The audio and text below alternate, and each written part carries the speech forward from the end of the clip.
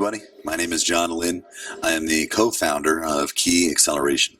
We build startup accelerators in partnership with other groups, including governments, universities, investor groups, and corporations. Our programs are driven by both our staff and our network of over 700 mentors who are investors, entrepreneurs, corporate executives, and more to help entrepreneurs in our program move fast. So this podcast is about showcasing some of those stories from our founders, from mentors in our network, and helping our audience understand both what the experience of being in an accelerator is like and also to learn about entrepreneurship. So today we're here with Ajmal, one of the founders of Doozy Robotics. And Ajmal, thank you for joining today. Thank you.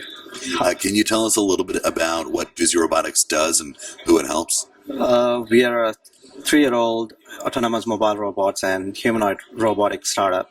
We build robots for industries, manufacturing units, and logistic companies to move materials. And currently we are working on an industrial humanoid that could work in the assembly line of factories and also case picking and logistics. So that's what we've been doing for the past 3 years. Tell us about the traction of the company. What have you accomplished so far? As I mentioned, we are 3 years old. We have done over $1 million until now in revenue, and last month alone we have done over $200,000 in revenue, and we are by 2027 we are expected to do ARR of around $17 to $18 million. We're excited for you, Ajmal. Thank you. Can you tell us who in that last month of revenue, what kind of customer is the biggest driver of revenue? Okay, we have quite a lot of Fortune 500 companies. Like in terms of automobile, we have Mercedes-Benz, one of our customer. We have Hero Honda, and we have like Adani Groups. And in terms of FMCG, we have like Procter & Gamble is one of our customer. Okay. In electronics, we have Toshiba Carrier. So these are some of our light customers. Super cool. So we'll want to hear more about how you acquired some of those customers in 3 years of being in business. Pretty amazing. We want to hear about other things that you've learned in building this business. But first, I want to hear a little bit more about you. So Ajmal, can you tell us, what were you doing in your career prior to building Doozy Robotics? Prior to this, I had a previous startup. That was my first startup. It was an O2O commerce platform, and I spent around 3.5 years in that. So I was bootstrapping it. So what I used to do in order to fund my first startup, I used to run a software company parallelly. So my team used to work both ways. So working on the startup as well as fulfilling, projects in order to fulfill our burn rate. So, but it didn't. I decided that it's not going to scale. So I kind of ended my first startup and decided to go on my second startup. Great. And then what were you doing before that first startup?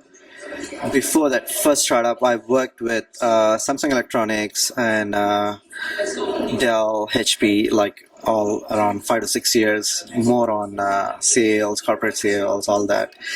Then after that, prior to that, I was in the army, which is usually, in the national service for 2 years in Singapore. Okay, super interesting. And I would love to dig a little bit more, if you're comfortable, into the decision to wind down a business. Because one of the most difficult, aspects of being an entrepreneur is knowing when something's working and when something better is available. So can you tell us about the transition from your last company to Doozy Robotics? Okay. The reason, actually, I was fundraising on my first startup, and that was a period like 2 other major competitors of mine in the similar field raised a huge round of funding, and the VC I was talking to kind of backed off from, because seeing the situation, it wouldn't be great. So I realized that it's too late to do that startup, and I decided to take something futuristic and something that I could build, and that's the reason we transitioned. And I had my co-founder was having another startup which is telemedicine, but his case was different. It was like too early for the market back then. So he was winding up his first startup. So we both joined hand and decided to do something new. I love those stories of how co-founders come together because, as we've talked about a few times in this podcast, partnership is one of the biggest reasons Of course. that founders are able to build a successful company, and it's also one of the reasons that founders fail. So can you tell us a little bit more about how you connected with your co-founder and how you became confident that it was the right time to partner? We both were neighbors. So he was doing his own startup and I was doing one, and we both had like totally different direction on doing the business. But one thing we know each other is like we've been hustling each other and we've been seeing each other. So the moment when we realized like, when we're going to do something new, if both of us could join hand, it would be a much better and stronger power to lead. And one thing what we kept in mind is this time we're not going to focus on fundraising, we're going to focus on generating revenue as our primary goal. So what we decided is like keep our burn rate as low as possible, gain traction and keeping it positive. So we took like $10,000 to start this company, and we had like around $120,000 loan, which we paid back within 12 months. So that was the experience between the first startup, between both of us, which kind of gave more pedigree on starting the second startup in a much better way. That is so fascinating because I think it is so easy for entrepreneurs to think, well, it's very hard to build a business, but it's easy to think that, oh, I'm an entrepreneur, I need an investor. Yeah. I need to sell equity, I need to bring on funding. And the reality is what you need is a customer. Of course. In order to be business. And so I love that you and your co-founder both had the same learning. Yeah. From your prior ventures, which was, let's focus on the customer, let's focus on getting revenue, and when we do that, not only will we have more leverage in funding conversations if we want to fundraise, but we'll also have a healthy business. Yeah. Okay? One thing is, one great thing about, my co-founder and ourselves, we both run independent business on ourselves, so we didn't rely on anybody. So when we both joined hand, it was like much stronger, meaning I could totally rely on my co-founder on handling things, like when I could do something different. So parallelly, what we started doing is we started gathering sales from two different markets, and we both brought like equal results. Fortunately, or I don't know how it happened, but we both started bringing equally results on both the regions. We started good traction in Singapore, and he had a great transaction in India, and it went. It's been going great since then. Mm-hmm. Great. So yeah, now we've gotten to this moment where you've found the right co-founder. Yeah. Can you tell us how you decided you had the right idea? Okay. When we started this company itself, right, we wanted to do a humanoid, but we didn't have a clear picture. We started like we're going to build a humanoid that's going to teach robotics to students. Like that was the idea we started with. Then we realized a huge a gap in the like industrial automation, in particularly on material handling. So we had to figure out in a way that where we could get best revenue and best traction out of it, and we started getting like incoming leads without zero marketing towards industrial automation. So that's how we got into industrial automation, and from there our humanoid, which was designed initially to build for education, turned into an idea of building it for industrial and logistic company. And then how did you get in your conversation with the first industrial or logistic company? I think it took us 1 year of conversations with different customers to do our first sale. The opening of first sale, actually it happened on my birthday. I don't know how it happened. Like it literally, it was my co-founder who closed the first sale. So we've been hustling like for past, I think 1.5 years around there.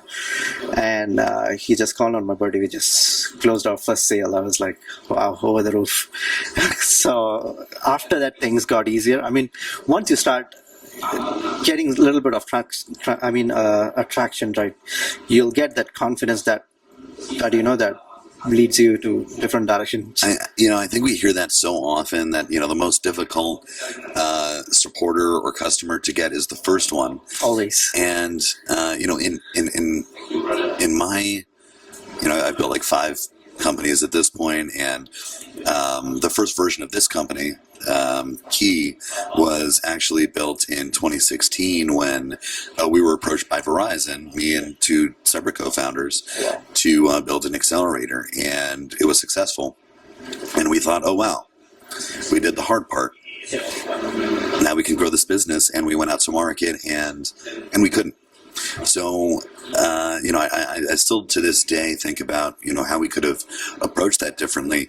Once you had your first customer, what did you do to ensure that you were going to be able to get more? Actually, like robots are quite expensive, right? So when the customer visited our office, it's basically like a rundown, like a small office with nothing much but passionate engineers team, and all we could show was a proof of concept, like this is all we have. We didn't even have funds to build even a single unit ready to sell. So it's like more of building that first trust to close the transaction. So once we had that first customer, we showed that customer, like our customers has been using it. Through that, through that reference, we were able to gather more sales. Did the customer introduce you to more customers? No. But you were able to say, we've got this reference. They understand what we've done and why it's so valuable, and they're willing to testify to that. Yeah. So whenever we have a new incoming lead, all we used to do is we used to bring to that existing customer's place, because we didn't even have the money to have a demo unit on ourselves.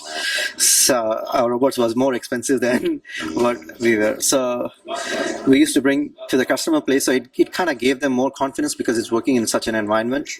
So that kind of converted into future sales and traction from there. Yeah, well, what a great learning, right? Because now what that makes me think of is, well, okay, when we had this great win with Verizon back when, maybe we should have invited more potential customers to come see that program. Yeah. Right. And that's, Ajmal, wish we had this conversation 9 years ago.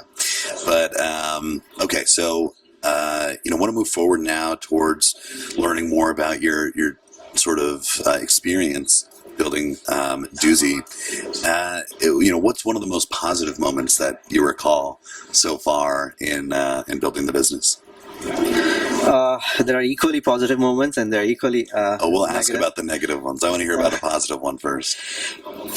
Positive moment, I think, we've been bootstrapping it, right? So even though you have a good revenue and all of that, but still, when you're dealing with B2B, the amount of time it takes from getting your check from companies is like 3 to 4 months or 4 to 6 months. So our day-to-day expenses and managing them is like pretty hard. So the first happy moment is we wanted to solve this problem so that we could focus much more in expanding our business. So the happiest moment is getting our first term sheet. So that was the greatest moment. Great. And then what was one maybe of the more difficult moments so far? Oh, difficult moment is, I think now I feel like there's a lot. Over a year of dreaming to close the first sale, over a year of figuring out the right market and right audience, and the fear of losing out again from the experience of our previous startup, as we both spent equally like 3.5-4 years on our first startup, bringing -0.